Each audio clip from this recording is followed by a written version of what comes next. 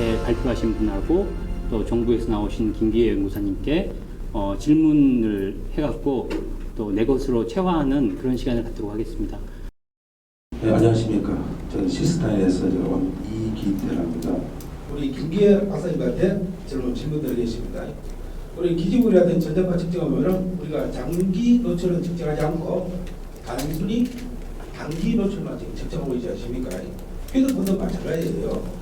그런데 우리 그 각종 그 연구에 보면은 뭐 장기 노출 측정해서 보고 데이터가 나오겠지만은 앞으로는 조금 뭐냐면 좀 새로운 각도로 그 강력한 국민한테 경각심을 주기 위해서 이런 그 근본적인 대책을 세우든지 이렇게 해서 조금 뭐냐면 새로운 각도로 아까 리스크 커뮤니케이션을 말씀하시게 됐는데 이런 방법으로 좀 강구를 해주시면 강구하는 방법이 어떤지 해서 한번 질문을 들어봤습니다. 네, 김기혜 연구사님, 네. 예, 그 인체 보호 기준은 아까 김남 교수님께서 말씀하신 것처럼 이렇게 단기적으로 우리가 인체 영향을 밝히는 거는 쉽게 밝힐 수가 있습니다. 레벨을 점점 높여가면 인체가 반응을 하게 되고 그 반응이 어떤 임계치부터 나타나느냐 이거는 이제 알 수가 있는데 이제 그거를 아주 낮은 레벨에서는 인체가 반응을 하지 않기 때문에 이걸 이제 장기적으로 노출이 됐을 때 어떤 영향이 있는지 이제 밝히는 게 상당히 어렵거든요. 그래서 이제 필요한 게 그 홍승철 교수님께서 말씀하신 이제 역학 연구의 중요성. 그래서 10년, 20년 동안 어떤 그 사람이 어떤 집단의 사람들이 그거를 장시간 사용을 했을 때 어떤 영향이 있는지 통계적으로 분석을 하는 거고 거기에 아까 이제 그 오드 레이시오라고 하는 값에 따라서 우리가 이제 과학적으로 통계적으로 이제 분석을 하는 건데 측정을 우리가 10년, 20년 동안 어떤 특정인을 대상으로 장기적으로 이걸 측정을 하는 것은 불가능합니다. 그리고 내가 그 지금 여기가 이제 강남역 부근인데 여기에서의 어떤 노출 레벨하고 또 내가 이제 집에 뭐 다른 뭐 분당이 될 수도 있고 일산이 될 수도 있고 집에 이제 자러 갔는데 그 집에서의 어떤 노출 환경 그리고 학교를 갔을 때 학교에서의 노출 환경 이런 것들이 다 이제 각각 다릅니다. 그래서 어떤 한 사람의 특정 지어져서 이 사람이 하루 동안 아니면 평생 동안 10년, 20년 동안 어떤 신호원에 어떻게 노출됐는지를 측정하는 것은 사실상 이제 불가능한 거고 다만 우리가 이제 그러한 다양한 환경 속에서 우리가 가급적이면 전자파의 노출이 덜 되게 그렇게 이제 활동을 하는 것이 또 그렇게 이제 그런 것들을 습관을 들여서 하는 것이 가장 중요하다고 생각이 들고요. 측정을 떠나서 저는 이제 그 민원 전화를 상당히 좀 많이 봤는데 전자파에 대해서 제가 이제 쉽게 이렇게 그 비유를 하는 게 이제 물을 가지고 많이 비유를 하거든요. 그러니까 물이 사람한테 위험하냐, 영향이 있냐, 라고 물었을 때 뭐 어떤 사람은 영향이 있을 수도 있고 어떤 사람은 영향이 없을 수도 있다라고 이제 얘기를 하는데 그게 뭐냐면 펄펄 끓는 물을 사람한테 부으면 화상을 입게 되고 영향을 받게 됩니다. 전자파도 마찬가지거든요. 아주 높은 세기의 전자파를 사람한테 오랜 시간 동안 이렇게 이제 노출을 시켰을 때는 당연히 영향이 있겠죠. 하지만은 적당한 온도, 체온과 비슷한 온도, 그런 온도에서는 아무리 사람이 물에 이렇게 접촉을 해도 영향이 없는 것처럼 휴대전화도 거의 비슷한 그런 상황이고 실제 우리가 생활하는 환경에서는 우리가 그렇게 화상을 입을 정도의 그 물이 우리한테 노출이 되는 경우는 없습니다. 그래서 그리고 이제 그런 것들마저도 더 줄일 수 있는 것이 우리가 이제 그 전자파를 사용할 때 어떤 방법으로 사용을 하느냐 이런 것들에 따라서 이제 상당히 중요한 거거든요. 그래서 정부에서도 이런 그 단기 노출에 대해서는 이미 밝혀져 있기 때문에 단기 노출에 대한 그런 아까 그 가능성은 있지만 아주 희박한 가능성 아까 뭐 강남역에서 우연히 초등학교를 만났는데 다음번에 그 초등학생 학교 동창을 또 만나서 저녁 식사를 할 수 있는 그런 가능성 이런 것들을 저버리지는 않습니다. 그래서 그런 것들을 그러니까 이제 일반인들한테 조심을 시키기 위해서 이런 포럼도 하고 그 다음에 또 가급적이면 좀 더 낮은 레벨에 노출이 될 수 있게끔 그렇게 이제 홍보도 하고 그리고 영향이 있으면 영향이 있다라는 그런 사실을 알려드리면서 그런 것들을 이제 홍보를 또 하고 있고 제도도 또 그렇게 만들고 있습니다. 또 그런 가능성이 있을 수 있는 기기들이 무엇인가 또 저희가 측정도 하고 그리고 그런 것들에 대해서 이제 규제도 하고 그래서 이제 나온 것들이 기지국, 휴대전화 또 이제 앞으로 규제를 할 뭐 가전기기 중에서 장시간 사용하는 기기들 이런 것들을 규제 틀에 넣고 가급적이면 전자파가 낮게 제품이 만들어지도록 그렇게 유도를 해 나가고 있는 것입니다. 제가 좀 길어지긴 했는데 답변이 됐을지는 모르겠습니다. 저는 지금 한국 아마추어 무선연맹에 현재 소속되어 있고요. 제가 지금 현재 무전기를 가지고 전 세계와 교신을 해온 지가 한 10년 정도 됐습니다. 그런데 실제로 제가 뭐 보시다시피 지금 그 전화기는 현재 그 전자파가 아주 미미하다고 듣고 제가 지금 무전기는 실제 제가 송출하기를 100W에서 200W 정도 쏘고 있거든요. 그리고 바로 내가 불과 한 요 정도니까 한 30cm에서 50cm 거리에도 현재 내가 교신을 하고 있는데 제가 실제로 이제 그 뭐 보이스로 하는 것보다 제가 이 전건 키라고 그럽니다. 옛날에 그 뭐 젊은 양반들은 알는지 모르겠네요. 우체국 가서 전보 칠 때 때리는 그 키를 전건이라고 그랬는데 그걸로 해서 이제 그 몰수보인데 그걸로 이제 주거리가 그냥 하는데 그 전기도 그 접점이 제가 손으로 때리기 때문에 바로 여기 놓고 때리는데 그게 그 인체에 미치는 영향하고 지금 실제로 그 전화 우리 휴대폰에서 그 미미한 그 송출되는 그 이제 전력하고 그게 전력이 높다 낮다 하고 인체 미치는 영향의 그 차이는 어느 정도인지 좀 궁금합니다. 네, 우리 전문가 교수님들한테 여쭤봤습니다. 어느 김남 교수님. 그 아마추어 무선이라는 게 햄 얘기하는 건데요. 이제 아까 이제 말씀하신 것 중에도 이제 약간의 제가 알고 있는 거 조금 확인을 좀 해야 될 게 이제 본인이 뭐라고 그러셨냐면 이제 100W, 200W 얘기하셨거든요. 그러면 이제 무전기가 100W, 200W 되는 건 없거든요. 아마추어 햄이라도 이제 예를 들어서 집에서 이제 쓰거나 이제 또는 뭐 차량에 쓰거나 막 그러잖아요. 그러면 이제 실제 이제 무전기는 생활에 쓰는 무전기는 거의 뭐 밀리와트급이고요. 그 다음에 이제 뭐 경찰이나 이런 데 쓰는 TRS 무전기 같은 경우는 이제 최대 1W 정도까지 써요. 1W까지. 그거는 이제 핸드폰 200mW보다는 좀 높아요. 근데 아까 같이 뭐 100W, 200W는 무전기를 쓸 수 없습니다. 그걸 직접 저기 해외로 보내기 위해서 내가 쓰고 있는 그거를 저는 그렇게 알고 있고요. 네, 그게 됐어요. 예. 말씀해 주세요. 1W, 100W, 200W는 있을 수 없고요. 이게 그렇지가 않습니다. 확인해 보시면 아시겠지만 아마추어 무선사는 원래 그 자격을 취득을 해야 된다. 국가고시로서 그 자격을 취득하게 되면 상급 요즘 새로 금년부터 4급인가 생겨가지고 이제 그 교육만 받으면 바로 4급이 가능하고 상급은 50W에서 6월 23일부터 전파법이 이제 그 변경이 돼가지고 23일부터는 상급도 지금까지 50W 쓰던 것을 100W 사용할 수가 있고 2급은 지금 200W를 사용할 수 있습니다. 네. 나는 지금 1급인데 지금 예. 1kW까지 있습니다. 네. 그래서 1kW 쓰기 때문에 그거는 한번 교수님 알아보십시오. 아니요. 그러니까 그걸 방금 말씀하셨잖아요. 그게 무전기가 아니고 아시잖아요. 송신기. 집에 쓰는 송신기든 차에 다는 거든 송신기 파워를 얘기하는 거고요. 그러니까 제가 보내는 지금 말씀하신 무전기는 그 파워를 얘기하는 건데 예. 그래서 보내고 그래서 제가 받지 않는 게 아니고 주거리 받거니 하기 때문에 네. 그래서 그 파워 우리가 이제 방송국 파워 그러면 뭐 1kW 기지국 아까 얘기했죠. 기지국 같은 경우는 뭐 30W에서 50W 써요. 기지국은 더 크게 못 써요. 왜? 셀룰라이기 때문에 다른 셀로 넘어가면 간섭을 일으켜서 그래서 이제 기지국은 이제 30에서 50W 이게 다 이제 파워가 있어요.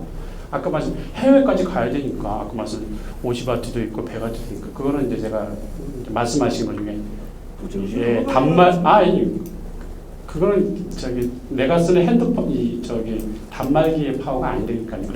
그렇게 사용할 수가 없습니다. 그거는 그러니까 그런 것들이 우리가 차이점은 예, 잘못 알아들으면 와 이건 뭐 아마추어 햄에서는 뭐 무전기를 뭐 100W짜리 쓰는구나 그게 아니고 제가 이제 교정해 드리잖아요. 그거는 뭐 제가 몰라서 우리 저쪽에 아까 이기태 우리 시스탄에서 오신 분이 그거 검정하는 다 회사 있잖아요. 기주 같은 게 아까 말씀드린 우리가 어느 정도 파워 이상인 거는 다 이제 신고를 하고 받아야 되잖아요. 확인을요. 그래서 이제 그럼요.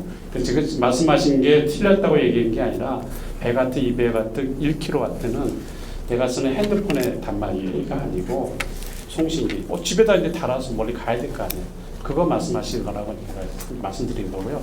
어쨌든 간에 그런 경우에 이제 특히 그 아마추어 햄 같은 경우에 더 많이 노출될 수 있어요. 그래서 이제 하는데 요즘은 제가 이제 그 아마추어 햄 보니까 굉장히 장비가 심플하고 뭐 이렇게 다 이렇게 주로 이렇게 메고 다니는 것도 있잖아요, 그렇죠? 이동용도 있고 뭐 그런데 예. 근데 그 실제 그 파워는 아까 말씀하신 다른 거에 비해서 큽니다. 일단 그 메고 다니는 거 이런 그런 것이 큰데 그런 거에 의해서 이제 영향이 얼마나 있느냐는 아직까지 제가 보고된 거는 받은 건 없고요. 아직. 네, 제가 진행을 하겠습니다. 우리 저 공 선생님 아마추어 그 무선 연맹에서 오셔갖고 아까 그 1시간 전에 오셨던 분이 네. 공 선생님인데 네, 그렇게 갖고 어떻게 공 선생님 저기 질문하신 거 답변이 좀 되셨나요? 네, 지금 뭐 이제 차이점에 대해서는 네.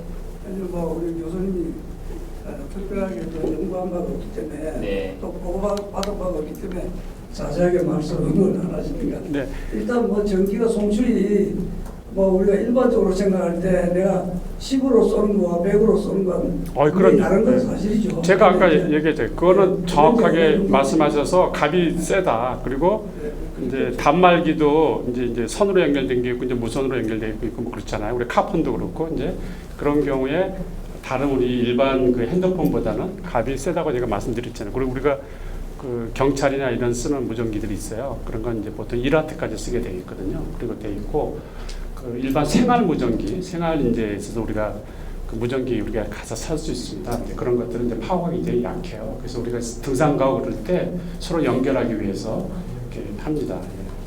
네, 네, 고맙습니다.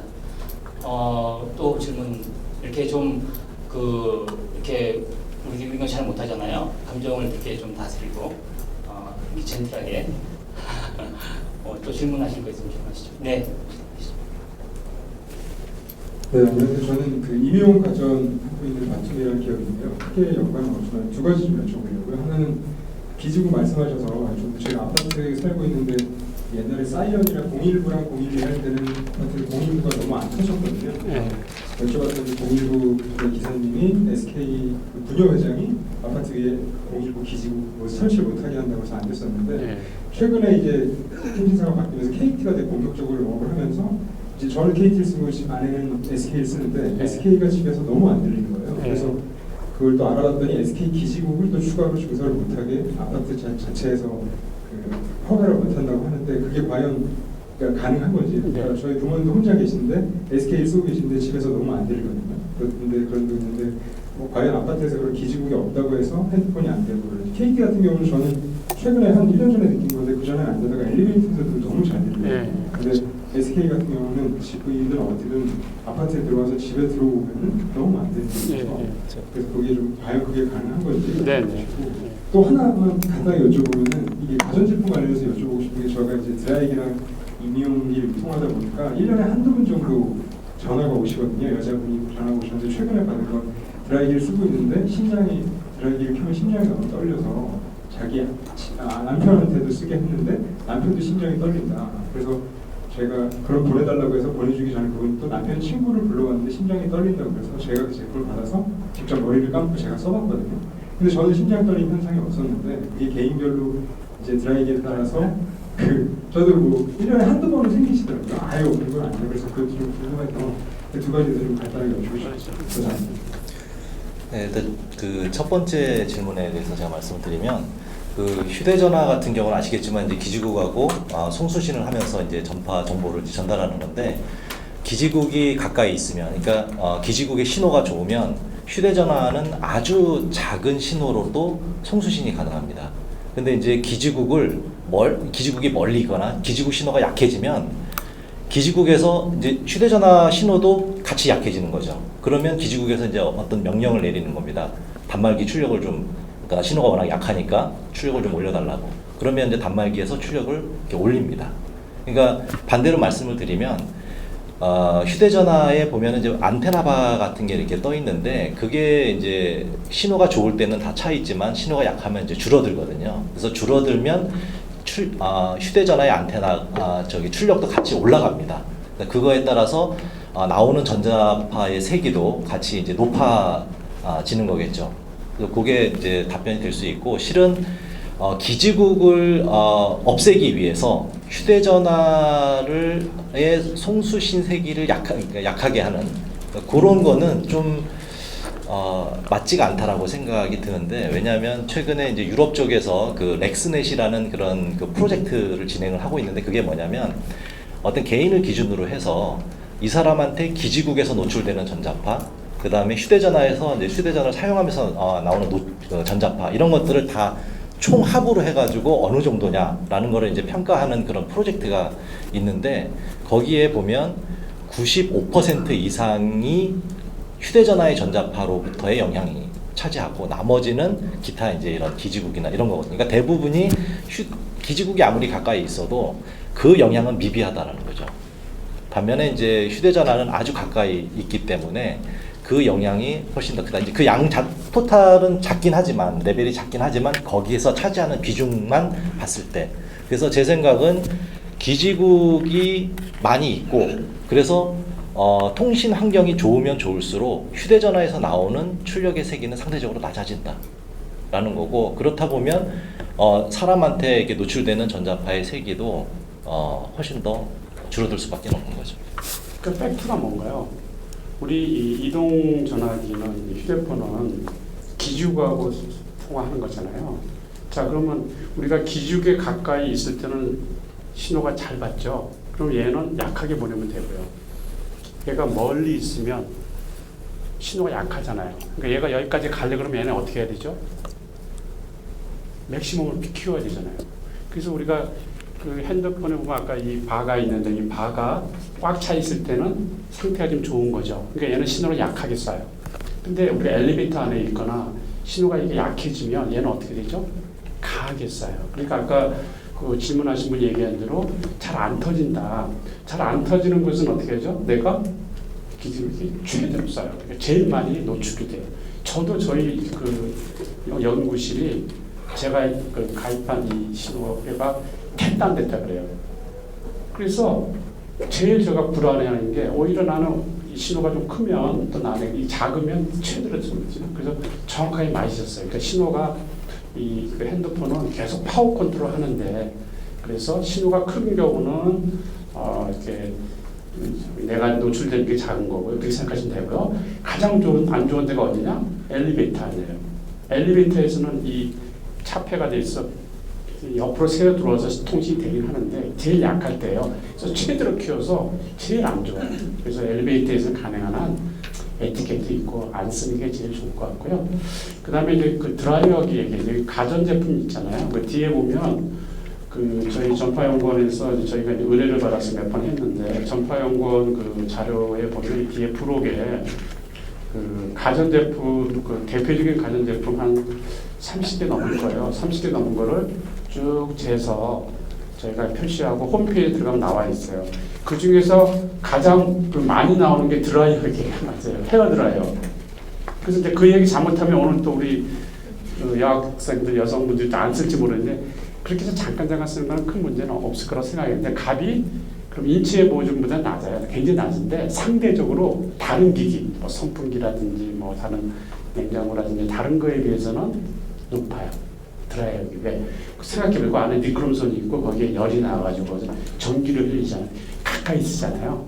그래서 혹시 그런 분 중에 만약에 심장이 좀 민감하게 반응하는 분이 있다 그러면 이제 본인이 이거는 좀 이제 떨어뜨려 쓰거나 어떻게 해야 될까? 뭐 원리적으로 홍 교수님 아까 많이 제보셨잖아요. 네. 네, 저도 밥값을 해야 될 것 같아요. 아무도 저한테 안 물어보시면 네, 제가 답을 드리겠습니다.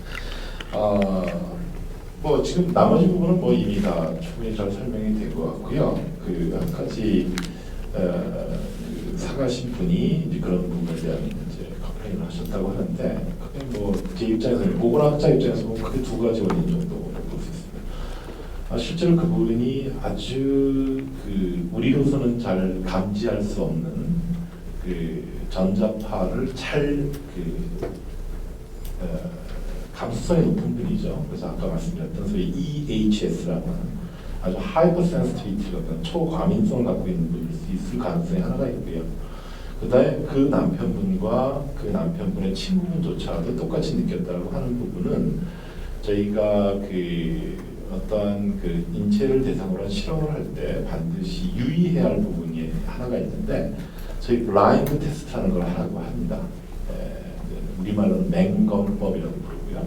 그것도 싱글 블라인드가 아니라 더블 블라인드, 이중 맹검법을 하라고 합니다.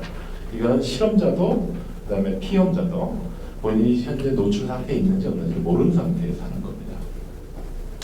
그래서 여기에 이제 해당되는 유명한 그 용어가 있죠. 플라시보 효과라고 하는, 그래서 저희 위약 효과라고 하는 겁니다. 두통을 호소하는 환자들한테 가짜 아스피린을 주고 두통약을 준 것처럼 얘기를 하면 상당수의 환자들이 두통이 호전됐다고 이야기를 하거든요. 그러니까 아마도 뭐 잘은 모르겠어요. 그냥 그분이 이 드럭에서 뭐 좀 이상해지지 않니? 라고 하면서 쓰게 되면 평상시에 뭐 그렇지 않다 하더라도 그렇게 느낄 수 있는 가능성이 있는 거거든요. 그래서 그런 부분은 사실 그런 분들을 위해서 소위 더블 블라인드 테스트를 해보면 뭐 물론 제가 직접 한 건 아닙니다만 연세대학교 김동원 교수님 쪽에서 그런 연구를 많이 진행을 하셨는데, 실제 본인이 아주 그런 부분에 대해서 센시티비티가 높다라고 주장하시는 분들만 모아서 했음에도 불구하고 전자파가 현재 본인이 노출되고 있나요? 안 되고 있나요? 이렇게 여쭤보면 맞추는 분이 거의 없어요. 그런 정도 말씀드립니다. 네, 고맙습니다. 보조로 아까 그 제가 얘기한 그 아까 여기 가전제품 이 자료가 참 잘 되어 있는데 19쪽 한번 보실래요? 그러니까 지금 질문하신 분의 얘기가 맞는데, 그 19쪽에 보시면 이제 자기장, 왼쪽은 전기장, 이제 자기장. 전자파라는 것은 이제 전기장과 자기장이 같이 결합되어 있는 것을 전자파라고 그러거든요. 그 중에서 보면 자기장 측정값 중에서 제일 높은 게 뭐예요? 밑에 있는 제 오른쪽 거죠. 그러니까 헤어드라이가 높아요. 제가 말씀드렸잖아요. 근데 인체 보호 기준은 833mHz라 실제 재에서 보면 값이 작긴 하지만 그래도 다른 기기에 비해서 높죠. 그렇죠? 그래서 저는 충분히 그분이 그렇게 느낄 수 있다. 다만 저는 이제 과학하는 사람으로 값을 측정한 사람이고, 그걸 느끼고 안 느끼고 그런 현상은 이제 아까 보건학자 입장에서 말씀하신 거가 맞고, 그 연세대학교 김동현 교수님이 그런 분들을 모아다가 아까 EHS 분들 그걸 셀프 레포티드 EHS라고 해요. 내가 스스로 느껴서 나는 민감해라고 하시는 분들을 이제 모셔다가 아까 브라인드 테스트를 했어요. 했더니 실제로 해보니 전혀 전자파와 무관한 거예요. 그래서 그게 우리나라의 결과가 아니라 아까 제가 얘기했죠. 전 세계의 결과 똑같아요. 그래서 이게 뭔가 좀 우리가 좀 감정적이나 정신적인 거가 더 영향이 많다. 그래서 제가 얘기했죠. 그래서 전자파를 기기로 보기만 해도, 기직으로 보기만 해도, 송전선을 보기만 해도 막 내한테 막 피해를 주는 거. 이거는 어쩔 수 없. 저도 그럴 때 있거든요. 그러니까 그거는 이제 그런 분들은 이제 있다라고 말씀드리는 거죠. 그런 분들이 있다. 네, 네, 고맙습니다.